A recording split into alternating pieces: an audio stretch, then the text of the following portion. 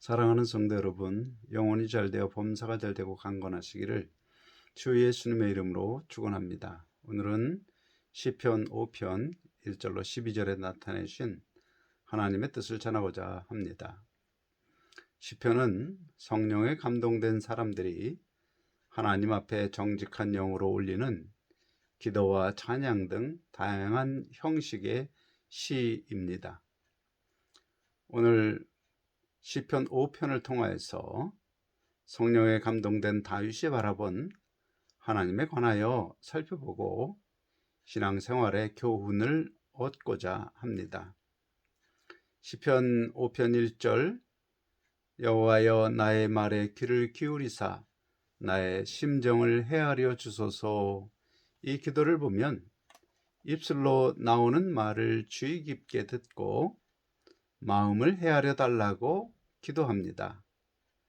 사실 사람은 입술의 말만을 들을 뿐 그 말을 하는 심정을 알지 못합니다.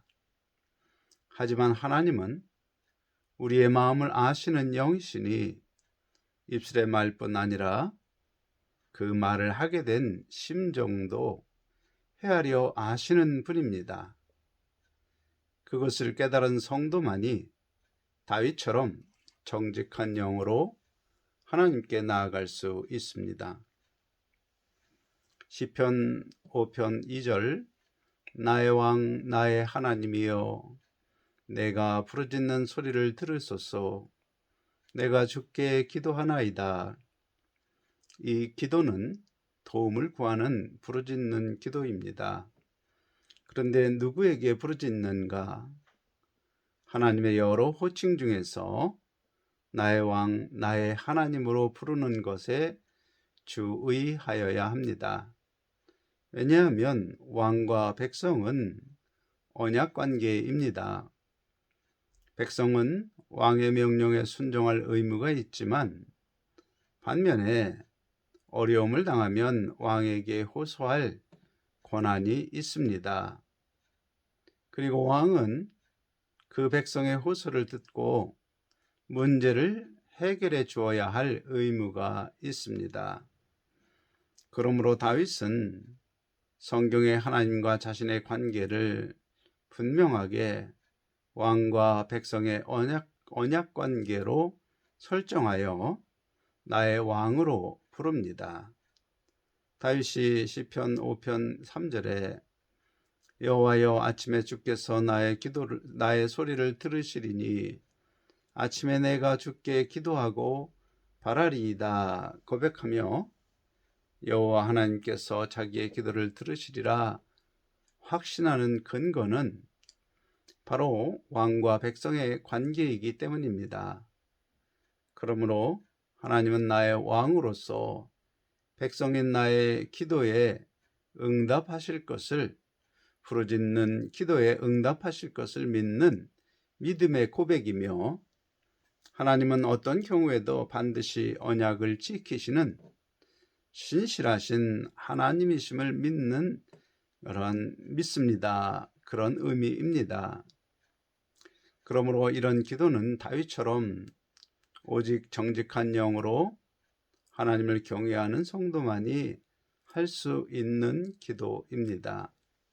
한편 시편 6편에서 다윗은 저녁에 하나님께 기도하는데 이런 시편을 통하여서 성도가 하나님 앞에 기도하기에 좋은 시간은 아침에 일어나서 세상 일을 시작하기 전 그리고 저녁에 세상 일을 마치고 잠자리에 들기 전 조용히 하나님과 교통함으로 하나님의 음성을 듣는 자세를 배울 수 있습니다. 사랑하는 성도 여러분, 시편 1편에 보면 복 있는 사람은 여호와의 율법을 즐거워하며 그 율법을 주야로 묵상하는 자로다 선포합니다. 기억하는 의미에서 여호와의 율법을 즐거워하는 것은 하나님 말씀을 가까이하여 읽고 듣고 마음에 새기는 것을 즐거워하는 것입니다. 그리고 생활 중에 선택의 순간에 하나님 말씀은 어떻게 하라 하셨지? 스스로 자기에게 묻고 마음에 새겼던 하나님의 말씀을 생각나게 하시는 성령의 인도하심을 따라 선택하는 사람은 율법을 취하러 묵상하는 사람입니다. 그러므로 기도 생활이란 아침에는 하나님의 말씀을 읽고 하나님의 약속을 마음에 새기며 약속된 복을 내가 누릴 수 있도록 하나님의 말씀을 기준으로 선택하는 지혜와 능력과 믿음을 달라고 기도하며, 저녁에는 하루 동안 하나님 말씀을 기준으로 바르게 선택하며 행한 일에 대한 감사와 하나님 말씀을 버리고 내 지혜를 따라 선택한 일에 대한 회개와 용서를 구하는 기도를 하는 것입니다.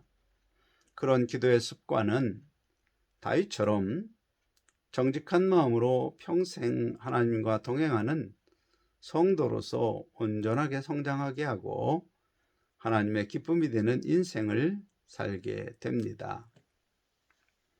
시편 5편 4절에 주는 죄악을 기뻐하시는 신이 아니시니 악이 주와 함께 머물지 못하며, 이 기도는 다윗이 섬기는 하나님의 속성에 대한 고백으로 영어 표현을 참고하면 하나님은 죄악이 주는 기쁨을 취하지 않는 분이므로 악과 함께 머물지 않는 분이라는 뜻입니다. 이 말씀을 묵상하면 상대적으로 사람이 악에 빠지는 이유는 죄악이 주는 기쁨을 취하기 때문인 것을 암시합니다. 죄악이 주는 기쁨을 취함으로 악에 빠지는 사람에 대한 예를 이제 시편 5편 5절로 6절에 열거합니다. 첫째가 오만한 자입니다. 오만한 자는 자기의 실상, 곧 어리석고 불의하고 생각하는 것이 항상 악한 자기 자신을 알지 못하고 오히려 자기를 지혜롭고 의롭고 선하게 여기는 특징이 있습니다. 따라서 무엇이든지 자기 유익을 따라 자기 생각대로 말하고 행동합니다. 그의 문제는 자기의 어리석은 언행을 스스로 지혜로운 줄로 아는 것입니다.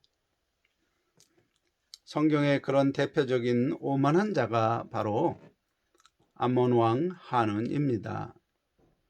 그는 다윗이 선한 마음으로 보낸 조문사절을 나라를 빼앗으려고 보낸 염탐꾼일 것이라는 부하들의 말에 그들을 염탐꾼으로 생각하고 수염을 깎고 옷을 잘라 엉덩이를 드러난 후에 홀기를 쳐서 망신을 주고 쫓아버리는 행동을 합니다. 자기보다 강한 나라의 조문사절에게 한 그의 어리석은 행동으로 암몬은 침략당하고 전쟁에 져서 종으로 살게 됩니다. 그렇게 나라와 자기 자신을 망하게 하는 어리석은 조치를 하면서 한온은 당시 스스로 자기의 왕권을 지키는 지혜로운 조치로 생각했습니다. 왕이 된 한온은 왕의 권세가 주는 쾌락을 취하려는 마음이 그의 눈을 가려서 부하들의 어리석은 조언을 지혜롭게 듣고 오만하게 행동한 것입니다. 사실 죄악이 주는 즐거움을 취하도록 미혹하는 생각은 악한 영들이 항상 사람의 마음에 쏘아 넣습니다. 하나님 말씀을 버리고 그렇게 죄악이 주는 쾌락을 취하려는 자는 오만한 자의 행동으로 나타납니다. 그런 자들은 하나님 앞에 서지 못합니다. 둘째는 행악자들입니다. 곧 악인의 꾀를 따라 죄악이 주는 쾌락과 유익을 취하려고 악한 일을 저지르는 범죄자들입니다. 사실 사람은 행동하기 전 먼저 그의 행동을 생각합니다. 그때 하나님은 하나님을 아는 영이 살아있는 성도는 악인의 꾀를 버리고 하나님의 뜻을 따라서 죄를 다스리도록 하나님께서 명령하십니다. 그런데 행악자는 그런 명령이 들려도 한 귀로 듣고 한 귀로 흘려 보낼 뿐 자기에게 유익이 되는 것이라면 성경이 죄라 말하는 악한 생각도 선하게 여기며 그대로 하는 것입니다. 성경의 동생 아벨을 죽인 가인은 죄를 다스리라는 하나님의 인도를 따르지 않고 살인죄를 저지른 대표적인 행악자입니다. 셋째, 거짓말하는 자입니다. 그들은 입으로 죄를 짓는 자로서 죄악이 주는 쾌락을 취하려고 거짓인 줄 알면서도 거짓을 말하는 자들입니다.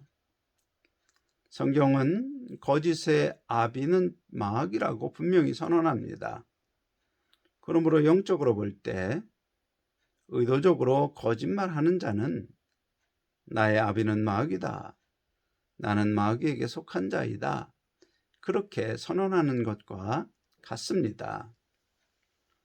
반드시 알아야 할 것은 거짓을 말하는 자와 같은 편에 서서 의도적으로 거짓에 침묵하는 자 역시 거짓말하는 자입니다. 왜냐하면 그런 사람은 거짓이 만연하도록 돕는 자이기 때문입니다. 지금 우리 사회는 거짓의 영이 사람들을 사로잡아 거짓말하는 자와 자기의 유익을 위하여 거짓의 편에 서는 사람들이 가득합니다.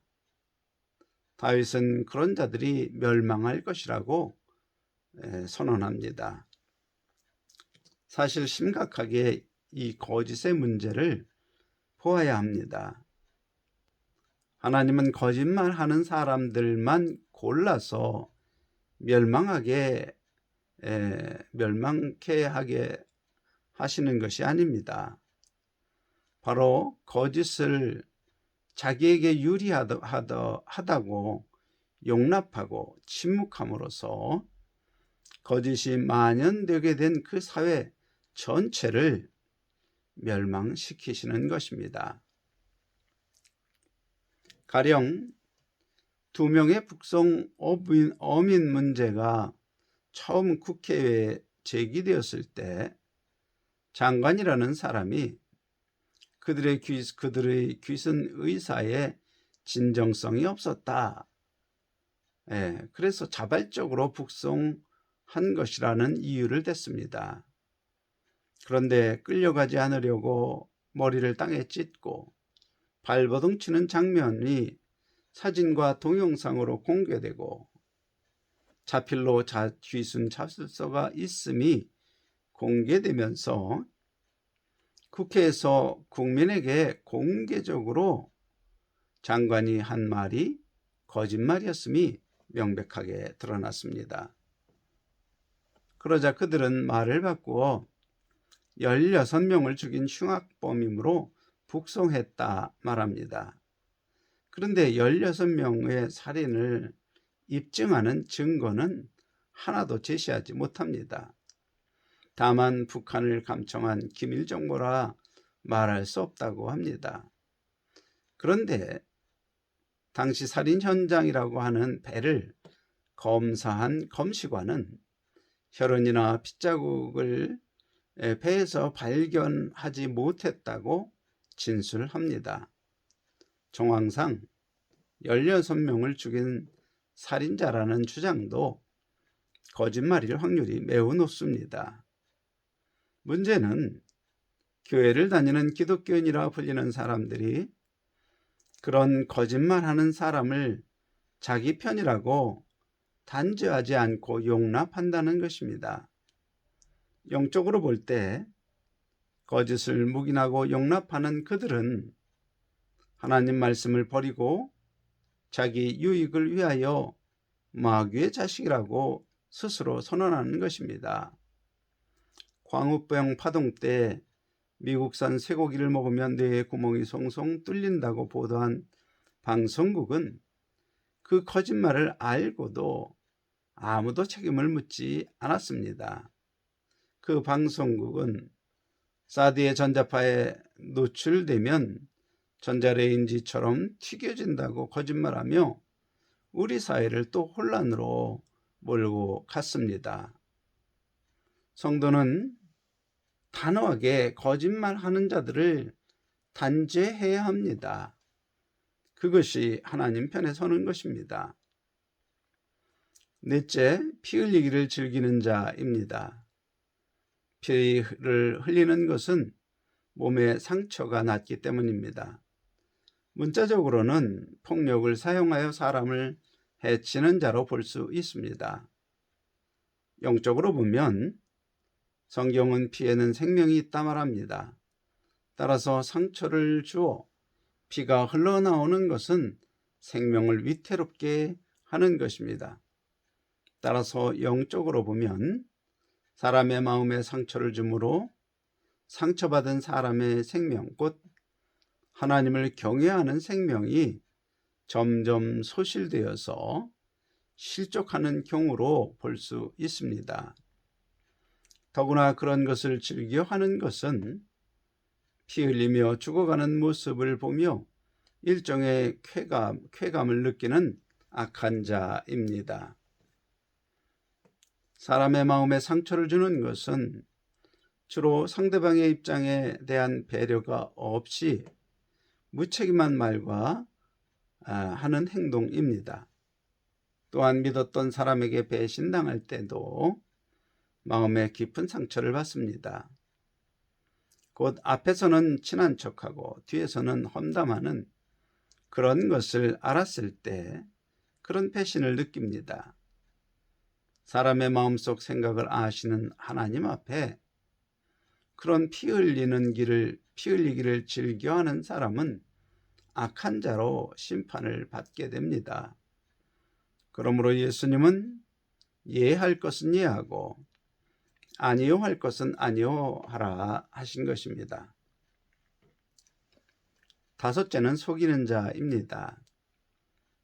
바로 사기꾼과 같이 사람의 탐심을 자극하고 미혹하여 자기의 유익을 취하는 자들입니다. 사기당하면 물질만이 아니라 정신적으로도 큰 충격을 받게 되고 회복이 쉽지 않습니다. 특히 성도라 말하는 사람에게서 속으면 그 충격은 더 크기 마련입니다. 그래서 세상 사람들도 친구에게 돈을 빌려주지 말라 충고합니다. 빌려준 결과로 돈 잃고 사람도 잃게 되기 때문입니다. 그러므로 사람의 영혼을 피폐케 만드는 속이는 자는 하나님 보시기에 정말 악한 자입니다. 앞에서 열거한 5가지의 유형은 모두 하나님이 미워하시며 싫어하시는 악한 것들입니다. 그런 악한 일을 직접 행하지 않았어도 같은 편에 서서 동조하고 묵인하는 것도 하나님 보시기에 같은 악한 자입니다. 그런 악인들은 하나님 앞에 설 수 없습니다. 그들을 하나님은 미워하고 싫어하신다고 분명히 말씀하십니다. 참고로 심판 때 하나님 앞에 서지 못한다는 것은 바로 마귀와 악한 영들을 위하여 예비하신 지옥에 던져지는 존재들을 의미합니다. 시편 5편 7절에 오직 나는 주의 풍성한 사랑을 힘입어 주의 집에 들어가 주를 경외함으로 성전을 향하여 예배하리이다. 다윗의 이 고백은 다윗의 겸손을 나타냅니다. 곧 다윗은 자신이 하나님 앞에 설 수 없는 죄인이지만 하나님의 풍성한 사랑을 힘입기 때문에 예배의 자리에 나올 수 있다는 고백입니다. 바로 우리가 그런 은혜와 사랑, 곧 예수님이 세우신 새 언약을 따라 예수 십자가의 죽음이 나의 죄를 대속하는 은혜임을 믿는 그 믿음을 의롭게 여기시는 하나님의 사랑을 힘입었기 때문에 오늘날 우리가 마음 성전에 하나님을 모시고 예배하는 하나님 자녀로 인정받는 것입니다. 시편 5편 8절에 여호와여 나의 원수들로 말미암아 주의 의로 나를 인도하시고 주의 길을 내 목전에 곧게 하소서. 하나님 자녀로서 주의 길, 곧 하나님 말씀 중심의 가치관으로 사는 자가 되도록 인도해 달라는 기도인데, 그 원인으로 원수들을 말합니다. 원수란 나의 인생길의 길을 방해하며 내 생명을 노리는 자들입니다.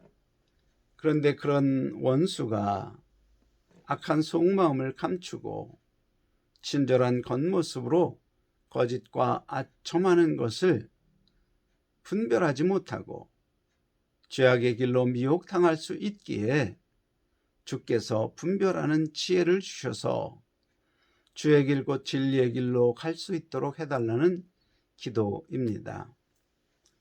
사실 이스라엘 역사를 보아도 백성들이 우상을 섬기게 되는 이유는 하나님의 인도를 따르지 않도록 죄악이 주는 즐거움, 곧 나의 수고와 노력 없이 얻어지는 일확천금, 권세와 음란과 쾌락과 같은 것을 앞에 놓고 미혹하는 악한 자들의 꾀에 빠지기 때문입니다.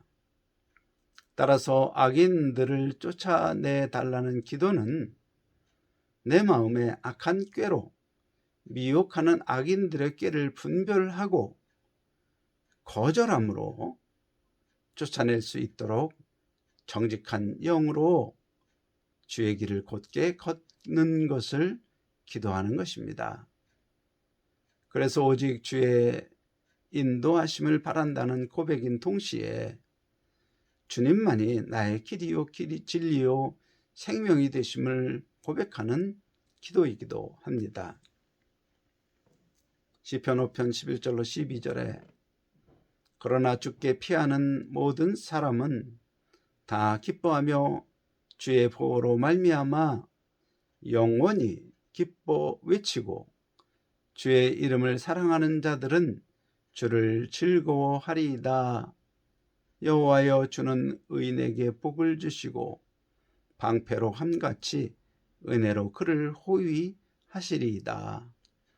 이 기도문을 기준으로 생각할 때 어떤 일에서 악인의 길을 따를 것인가 아니면 의인의 길을 따를 것인지 선택해야 할 상황에서 악인의 꾀가 유익할 것으로 생각되어도 따르지 않고 주의 길이 손해볼 것 같아도 주의 길을 선택하는 사람이 바로 주께 피하는 사람입니다. 하나님은 그런 의인들을 기뻐하시고 보호하시고 복을 주시고 사랑하십니다. 사랑하는 성도 여러분, 이 다윗의 기도 시편 5편을 많이 읽고 암송하여 마음의 새김으로 인생길에서 지옥으로 인도하는 악한 길을 피하고 영광의 부활로 인도하는 주의 길, 진리의 길을 선택하는 여러분과 제가 될 수 있기를 주 예수님의 이름으로 축원합니다. 아멘.